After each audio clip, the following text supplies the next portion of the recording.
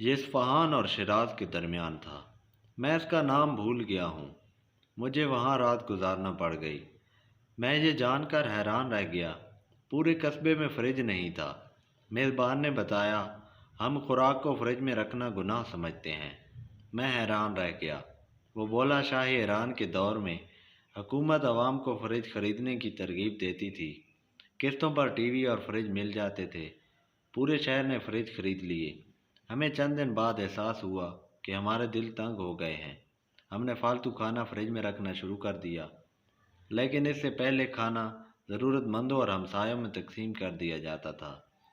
Fridge نے میزبانی اور محبت کا یہ سلسلہ روک دیا۔ ہمارے امام صاحب نے ایک دن پورے شہر کو اکٹھا کیا اور فریج کو حرام قرار دے دیا۔ حکومت نے بہت زور لگایا، لیکن ہم لوگوں نے اپنے فریج بیچ دیے یا پھر اپنے دور دراز کے رشتہ داروں کو دے دیے۔ وہ دن ہے اور آج کا دن ہے۔ ہمارے قصبے میں فریج واپس نہیں آیا۔ میں نے پوچھا، اس سے کیا فائدہ ہوا؟ اس نے ہنس کر کہا، بہت فائدہ ہوا۔ ہمارے پورے قصبے میں کوئی شخص بھوکا نہیں سوتا۔ لوگ پیٹ بھر کر کھانا کھاتے ہیں اور باقی کھانا کسی نہ کسی مسکین، حاجت مند یا بھوکے کو دے دیتے ہیں۔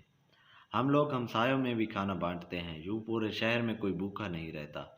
دوسروں کو دینے کا جذبہ اپنے اندر زندہ رکھیں اور دوسروں کو بھی اس کی ترغیب دیں۔